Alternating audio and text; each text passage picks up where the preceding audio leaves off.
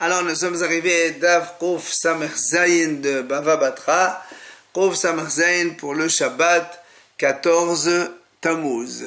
Nous étions arrivés à la 12e ligne, on parle un petit peu des falsifications possibles dans le shtar. Amal Abaye, 12e ligne donc, Metela tu'ad Aeser la lechtov besof shita. Dilma mezaï verata. Il a dit Abaye comme ça. Lorsque le chiffre 3, 4, 5, 6, 7, 8, 9, 10 en hébreu, ils arrivent en fin de ligne d'un shtar, eh bien il ne faut pas le faire, il ne faut pas l'écrire. Parce que si tu écris shalosh, le tricheur il peut rajouter im, shoshim, arba, arbaim, ou bien en araméen c'est la même chose, tlat, hamsha, hamshin, etc. Donc il ne faut pas l'écrire en fin de ligne, les chiffres comme ça. Ehad ou shnaim, il n'y a pas de risque, parce que le pluriel de had, ça n'existe pas. Shnaim, c'est rabim, shnaim, chez shnem asa, il ne peut pas rajouter shnem asa. Et à partir de esrim, c'est impossible. Mais, donc, jusqu'à, comme il a dit Abaye, 2, 3 jusqu'à 10, même s'il écrit esser, il peut rajouter im, ça fait esrim. Maintenant, le mot a dit, et ici, ça vient, qu'est-ce qu'il fait? On fait quoi? Le dernier mot, c'est le chiffre qui doit marquer. 3 dinars, 300 dinars, je sais pas. Alors il m'a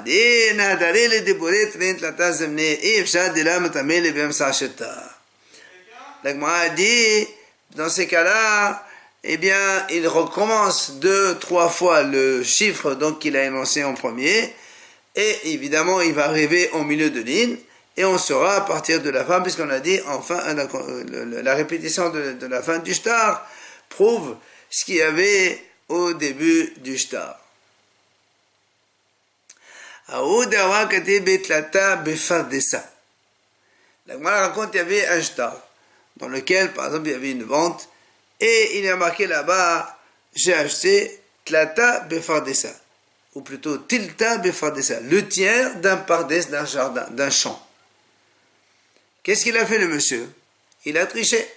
Azal mahake le gagé de bête, vecharae, vechavier ou fardessa. Le bête, il est écrit comme ça.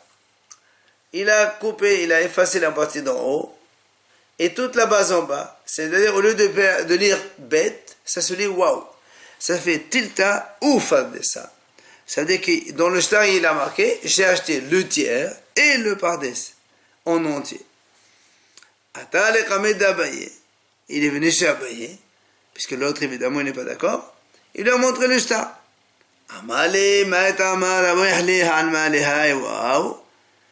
Il dit, je comprends pas. Il a vu le shtar. Il a vu que le waouh, comme avant c'était un bête, et à côté il y avait un P. Donc, l'espace, c'était l'espace normal entre le B et le P. Maintenant, quand il coupe la moitié de bête, dans la barre supérieure, et toute la barre inférieure, le vav, il laisse beaucoup plus d'espace vide entre le waouh et le P. Il dit, pourquoi il y a un espace aussi grand? Alors, du coup, Abaye, il a frappé jusqu'à il a avoué la vérité. Il y avait un autre shtar, la Gemara raconte. Un monsieur, il a dit, voilà, j'ai acheté la part de Réhouven et Shimon, qui sont des frères Ahé. Seulement le problème, c'est Réhouven et Shimon, ils avaient aussi un autre frère qui s'appelait Ahé. Et qu'est-ce qu'il a fait le monsieur? Azal qui était Bewa, vous savez, Ahé. Il a à côté du mot Ahé, puisqu'il y a marqué Shimon, Réhouven et Shimon, Ahé. Réhouven et Shimon, les deux frères. Et lui, il a rajouté Réhouven et Shimon, V, il a rajouté un va, V, Ahé. Ça veut dire qu'il a acheté la part du terrain de Réhouven, de Shimon et de Ahé aussi. Là aussi, il est venu chez Abaye. Pourquoi le vav il est très serré puisqu'il a rajouté un vav? Or, l'espace normal entre Veshimon et le mot ahé à côté, c'est un espace normal. Si il rajoute un vav, ça vient donc l'espace devient plus serré. Et pourquoi c'est si serré que ça? Hein? Et là aussi, il a obligé à avouer qu'il a triché.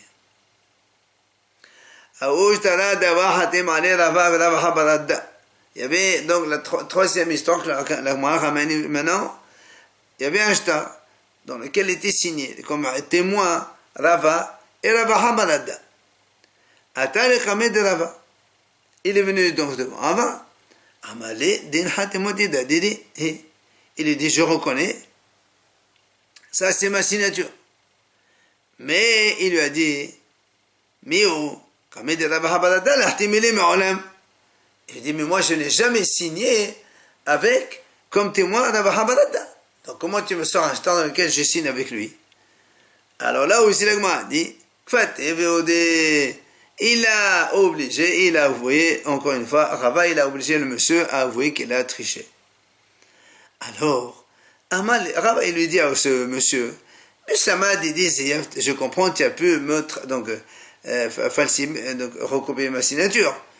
Elle a dit, il a dit, il dit, mais quand même, Rabada, nous on sait qu'il tremble quand il signe. Comment tu as pu recopier, fausser donc, la signature de Rabba avec une main tremblante alors que toi tu ne trembles pas? Amar, il lui a dit, il lui a dit, j'ai mis ma main sur la corde, donc quand il y a dans le pont, il y a des fois ils mettent des cordes, et les cordes elles bougent, tout le temps elles bougent à cause de la mer. Alors, j'ai mis ma main dessus et j'ai signé avec eux. Comme ça trompe tout le temps, alors ça fait donc un aspect d'écriture tremblante. Et d'autres, une autre version qui dit, en fait, il a mis la main sur la corde qui descend du seau vers le puits. Et là aussi, à cause du vent, donc tout le temps elle bouge. Et il a donc signé comme cela. מתניתין נבל משנה, כותבין גט לאיש אף על פי שאין אשתו עמו, והשובה לאישה אף על פי שאין בעלה עמה, ובלבד שהיא מכירן והבעל נותן שכר. La Mishnah nous dit ici, on a le droit d'écrire un guet pour un homme, même si la femme n'est pas présente à côté de lui. Pourquoi? Il y a un principe qui dit, Zachin le Adam shelo befanav, on peut faire des choses avantager quelqu'un en son absence, mais pas désavantager en son absence. Or, nous avons un principe dans la halakha qui dit que l'homme peut très bien donner un guet à sa femme, même si elle n'est pas consentante. Donc, du coup, quand le mari vient chez un sofer et de Haïdim, écrivez-moi un guet, et dans son nom, le nom de sa femme, la Mishnah dit on peut l'écrire même si sa femme n'est pas là, mais la Mishnah rajoute qu'on verra tout à l'heure dans Gemara pourquoi. Au Bilbad, il faut que le sofer et les témoins connaissent cet homme et sa femme, qui ont ces prénoms réellement. Et la Mishnah dit pardon, et c'est le Baal Tensara, c'est lui qui paye le salaire du sofer. Et la Mishnah nous dit entre-temps, Ve'ashuva laïcha, un reçu. Une femme, quand elle est divorcée, si c'est elle qui a raison, son mari a tort, elle va récupérer la ktuba. Or, quand elle récupère la ktuba, pour ne pas qu'elle revienne une seconde fois ou une troisième fois, elle écrit un reçu. C'est-à-dire, la femme donne un reçu à son mari, comme quoi j'ai encaissé de mon mari la valeur de la ktuba. Et là aussi, la Mishnah nous dit, même si la femme elle se présente seule devant un sofer, elle lui dit écris-moi ça parce qu'elle va aller donc prendre sa ktuba, même si le mari n'est pas avec lui, avec elle, c'est bon. Et encore, la Mishnah dit il va chez Makiran, et à condition qu'on les reconnaisse en étant mariés. Et enfin, la Mishnah dit là-bas aussi, c'est le mari qui paye le salaire du scribe. Deuxième situation, la Mishnah dit si un lové, un emprunteur, il veut prêter de l'argent chez quelqu'un, et maintenant il n'a pas que quand le moment voulu, il ne trouve pas de scribe, ni de haïdim, etc., et il a maintenant l'occasion, alors il peut dire à un shtar, alors qu'il est tout seul, il n'y a même pas le malvé, fais-moi un shtar comme quoi j'ai emprunté chez telle personne la somme de temps pour X délai de temps, etc. Et même si le valeur n'est pas avec lui, même si le prêteur n'est pas présent, c'est pas grave. Parce que c'est le lové qui... il n'y a pas un désavantage pour le malvé ici. Si tu le fais gagner de l'argent, il a envie de faire gagner qu'il vienne. Par contre, mais on ne peut pas écrire pour le prêteur, comme quoi il dit j'ai prêté à telle personne telle somme, que si l'autre il est à côté de lui, parce que sinon on a peur qu'il va tricher. Et dans les deux cas, c'est le lové, l'emprunteur, qui paye le salaire du scribe. Troisième situation, la Mishnah dit,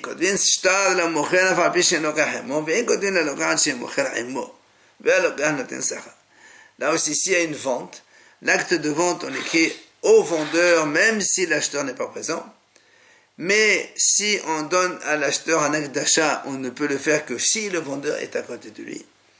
Et dans les deux cas, c'est l'acheteur qui va payer le salaire du scribe. Enfin, la Mishnah termine.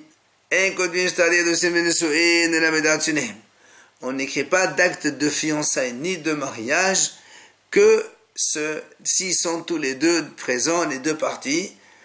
Donc les fiançailles, c'est un petit peu les accords qu'il y a entre les parents, ce que quelqu'un doit donner, doit amener. Et le mariage, c'est le mariage. Il faut évidemment les deux parties, c'est l'actuba, donc là, en présence des deux parties. Et dans les deux cas, c'est le hatan qui paye. Dans le même registre, quand on veut faire travailler un haris, un métayer dans le champ, avec 20 ou 30 ou 40% de salaire de la récolte, ou bien un kablanout, là aussi c'est un métayer, mais là c'est pas au pourcentage, mais c'est un forfait, tu prendras tant de la récolte, c'est-à-dire en absolu, mais pas en pourcentage. Là aussi, la médaille, il faut que l'employeur et l'ouvrier et le métayer soient présents tous les deux. Et dans tous les cas, comme dans tous les cas, c'est le bénéficiaire qui paye.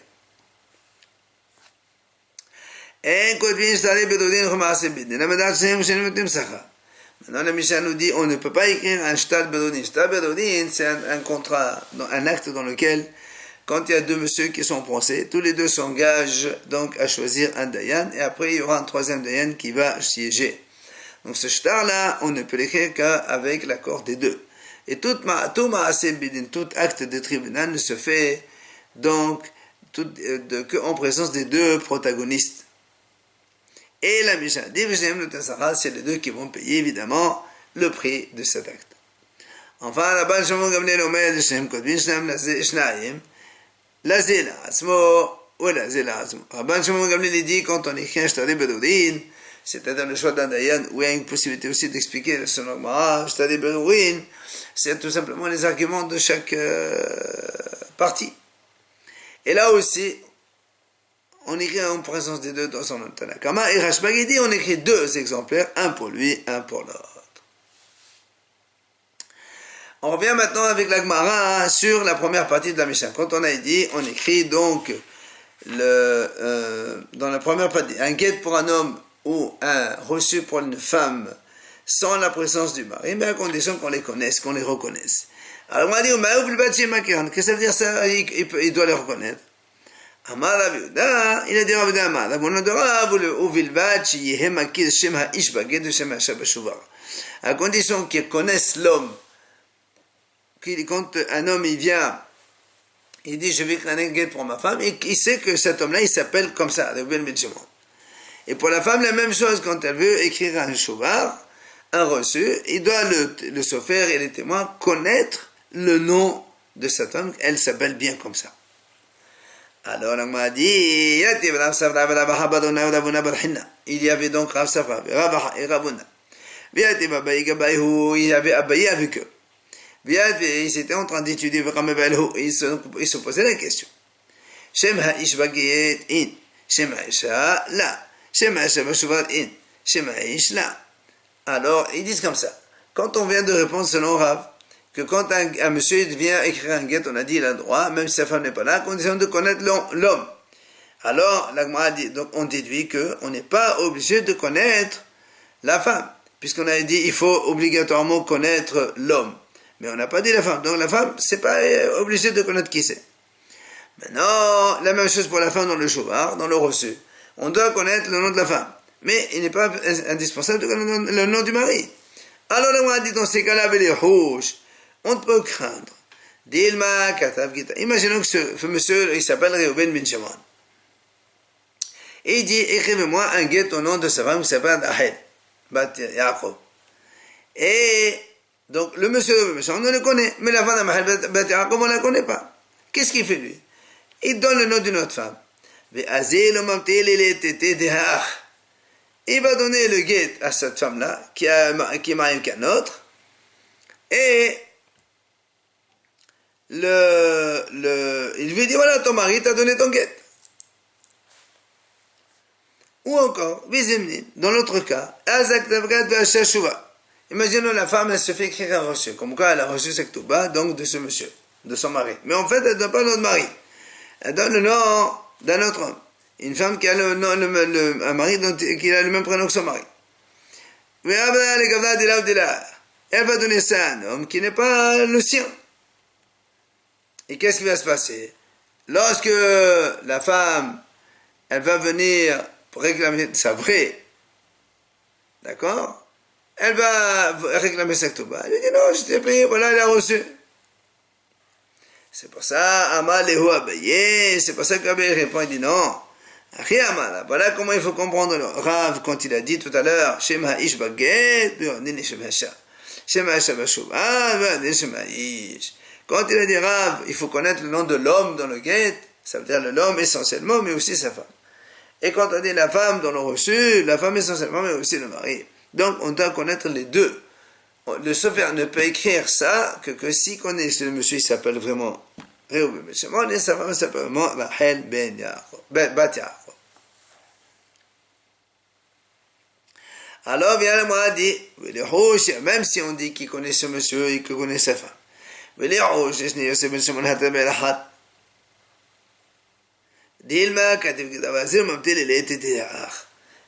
imaginons, il s'appelle Yosef ben Shimon. On va donner l'exemple de Yosef ben Shimon. Et il le connaît, celui-là, il s'appelle Yosef ben Shimon. Et sa femme, elle s'appelle Rachel bat Yaakov. Il lui fait le guet, il connaît tous les deux. Mais il s'avère qu'il y a un deuxième Yosef ben Shimon dans la ville. Et qu'est-ce qu'il fait ce monsieur? Au lieu de donner à sa femme à lui, il va donner la femme de l'autre. Amaleo Rabaha Badona. Il vient Rabaha Badona et il dit non, c'est pas possible. Pourquoi? Achi Amarav. Il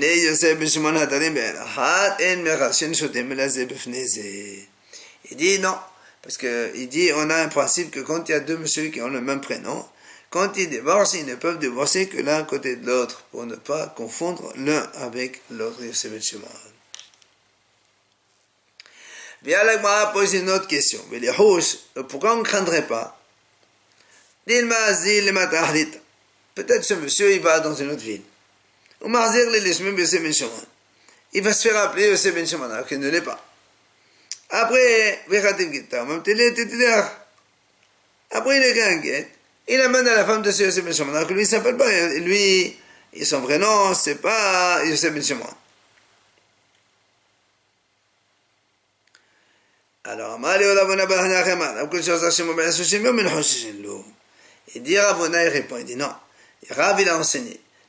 Tout homme qui n'est pas encore habité dans la ville pendant 30 jours, et que donc, parce que c'est quelqu'un qui veut changer de nom, au début il a peur, peut-être que les gens ils vont le remarquer. Alors s'il est resté 30 jours et c'est bémé de son nom, il n'y a pas de crainte comme quoi il a changé de nom. Alors on m'a dit très bien, là être Hazarma, ici maintenant on n'est pas dans les 30 jours, c'est un monsieur qui est venu depuis 20 jours seulement, et maintenant il veut divorcer ça, qu'est-ce qu'on fait? Amal Abaye de Kado, Abaye dit, tu sais ce qu'on fait? On appelle par surprise par son prénom. Et en général, quand un homme l'appelle par surprise, il répond instantanément si c'est le sien, et c'est là qu'on va vérifier la vérité. Rav Zavid Amad, Rama'a Beramaote Zahir. Rav Zavid dit non, ça c'est pas une solution. Parce qu'un tricheur, il s'habitue à répondre même donc à son nom qu'il s'emprunte. Et donc dans ces cas-là, selon lui, si un homme il vient habiter dans une ville, avant 30 jours, on ne le laisse pas divorcer, jusqu'à après 30 jours où on a été muhzar, que son prénom c'est bien celui-là. Bien là, moi, on raconte à Outavra, il y avait donc un reçu, comme quoi la femme a dit, j'ai reçu ma ktouba. D'abord, Hatim ala Rav Yirmiyah Baraba. Il était signé comme témoin, un des deux témoins, Rav Yirmiyah Baraba. Elle est venue, cette femme, devant Rav Yirmiyah. Elle lui a dit, mais écoute, c'est pas moi qui est venu demander ça. Amar, il a dit Rav Yirmiyah, Alors dit moi aussi, il lui a dit ça, moi aussi j'ai dit au témoin, c'est pas cela, je ne connais pas cette femme. Et qu'est-ce qu'ils m'ont répondu les témoins? Il m'a dit non Rav. Et cette femme-là, c'était elle qui est venue donc pour écrire son chouva, son reçu. En vérité, maintenant elle a un petit peu vieilli. Du coup, sa voix, elle est plus comme ça d'avant. Et donc toi, tu l'as pas bien entendu, tu l'as pas bien vu. C'est pour ça que tu te sens que c'est pas la même, mais c'est la même. Amar Abaye. Sur ce fait, il a dit à Abaye, Afagav de Amor Rabana. Bien que les Hachamim ont énoncé un principe. Un témoin, quand il donne un fait, il ne peut plus revenir en arrière. Alors on va dire c'est la même chose. Rav Yirmiyahu au début quand il a dit non, c'est pas cette femme, il ne peut pas dire maintenant c'est cette femme. Il dit non. Un Talmid Chacham, il n'a pas l'habitude de vérifier, de regarder les femmes pour savoir si c'est elle ou pas. Et si maintenant après on lui dit non, c'est la même alors qu'elle a changé de voix parce qu'elle a vieilli, alors on écoute ce qu'ils l'ont un peu corrigé et ça marche, ça s'appelle pas. Il a raconté un fait, il a donc changé d'avis.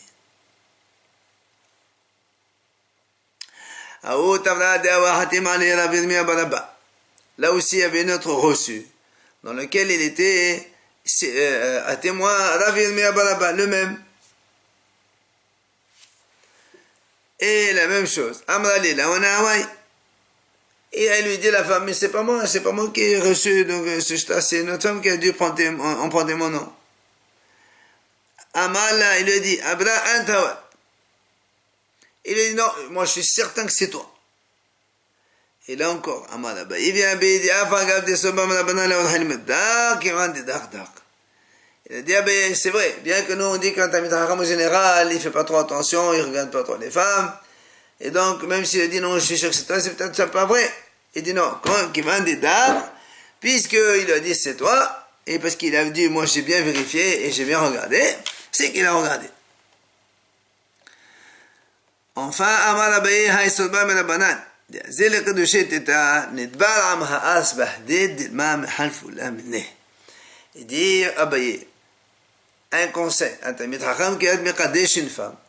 Comme lui, il va pas trop regarder, il est tsanoua, qu'est-ce qu'il fait? Il prend avec lui un arme, un ignorant qui lui, il regarde un peu les femmes, comme ça au moins il sait que c'est bien celle-là, et qu'on ne va pas le changer par la suite. Et c'est donc grâce à cette Amar, ce qui va donc le Hacham ne pas être trompé par la suite.